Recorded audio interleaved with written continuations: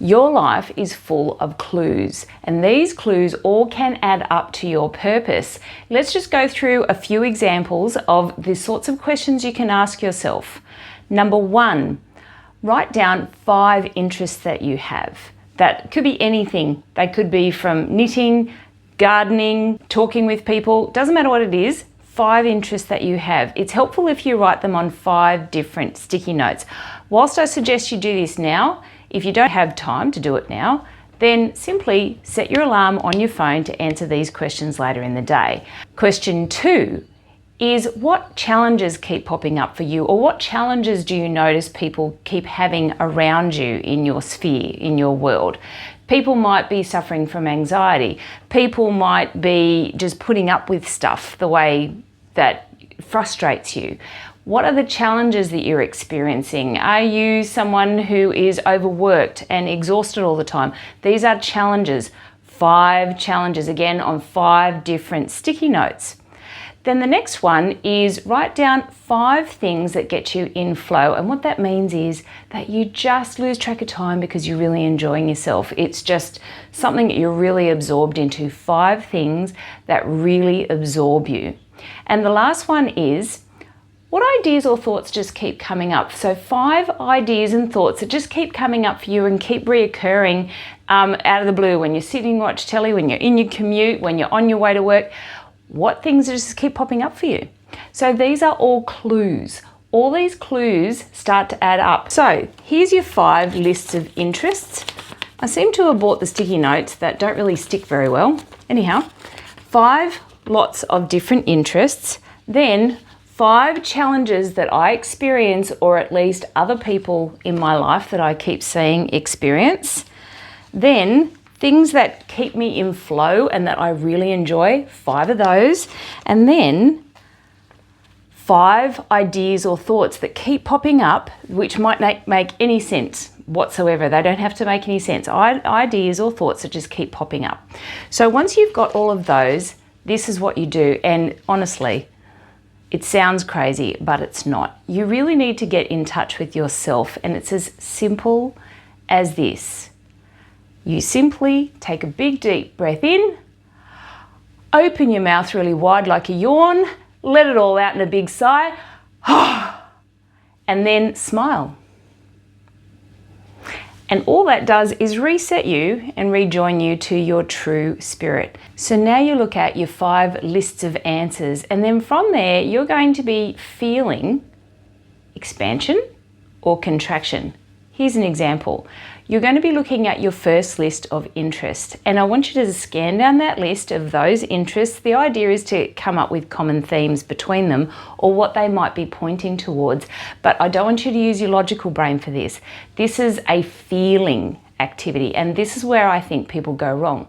So you're going to be feeling your interests, and I want you to feel the ones that expand you, because we're about to uncover the things that expand you and actually are a direction for you to head. And you're going to be feeling inside your body what you feel. Scanning through, look at your first interest and ask yourself, close your eyes, does that expand you or does it contract you? That will tell you which one you're meant to be focusing on at the moment. If you get an expansion, that's perhaps the one that you're going to be focusing on. Have a look down each of your interests, and I want you to feel at the moment when you're asking what direction should I head in, is it expansive or is it contractive?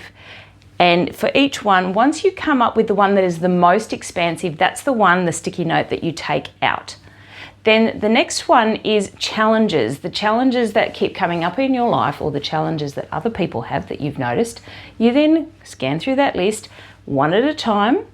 Look at the first one. It might be other people having anxiety.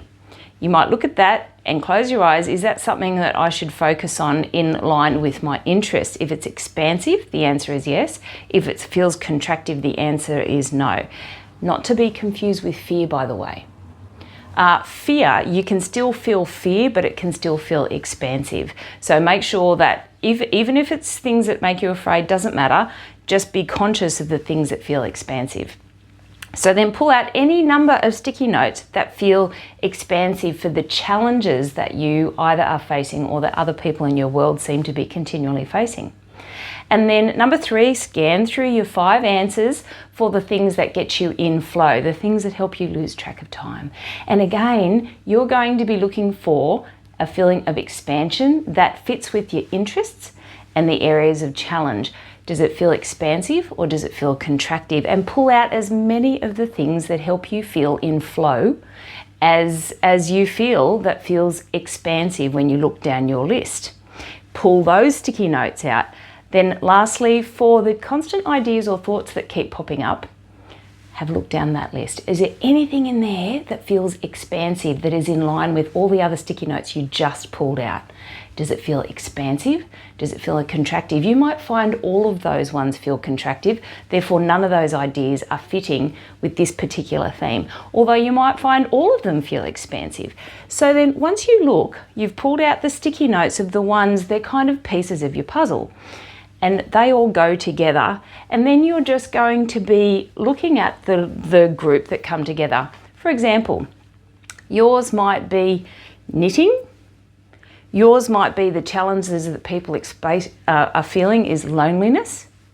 Then you might find the things that get you in flow is just talking to people.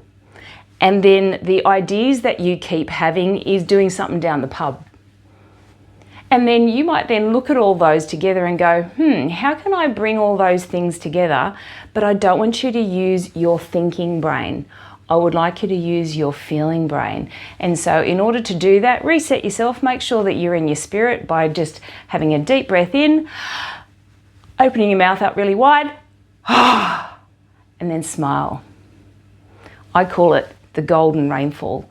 Once you're in that golden rainfall feeling and that energy, then ask yourself, when you put all these things together, what might they be adding up to? And feel your answer. It's really that simple. Now, I've come up with the purpose puzzle, and the purpose puzzle has many questions, and the idea is to get all the pieces of the puzzle of your life together in order for you to uncover what your overall purpose is. So that is a really simple thing that you could do right now. You could go to the link and get that. Or what I'm actually planning to do is to help direct people towards their purpose. And in order to do this as a whole group, because so many of us, we're working our asses off, we have very little life, we are trying all the time to be better, looking for ways to feel fulfilled. And what better way to do that to then uncover your purpose? So I'm going to be doing group coaching. So group coaching will be starting Eastern Standard Time on Valentine's Day at 3:30 p.m. And so if you're in America or over that part of the world, then it will be roughly 3:30 p.m. on Valentine's Day. It'll only be 45-minute sessions, and we'll do several weeks of 45-minute sessions in order to answer all the purpose puzzle questions, to come up with all the pieces of your puzzle so that you can help understand how it is that they go together and how it is that you can actually just uncover your purpose and then live in the direction of your purpose, which is what you're aligned and here for. That's on Valentine's Day. If you're in Australia, of course, on the other side of the world, that's going to be 7:30 in the morning on the next day, so the day after Valentine's Day. So if that interests you, go to the links below. There's also the purpose puzzle that you can get started right now, and just follow that link and you're off. However, if nothing else, please just answer those questions. I don't want you to watch this and go, I can't be bothered, or, to actually follow through. All you've got to do is 5 interests, 5 challenges that you keep noticing in your life or other people's lives around you, 5 things that get you into flow and lose track of time, and 5 ideas or thoughts that just continually keep popping up in your mind, no matter how ludicrous they are. And then just use that expansion method to feel the ones that might be pieces that actually slot together in order to point you in a particular direction. This doesn't have to be the be-all and end-all of your career pathway, but it might be. It might just be ways and means for you to feel more fulfilled in a method. For that knitting one that we said, they liked talking to people, they like knitting, they notice a lot of loneliness, and they keep feeling like they should do something down at the pub.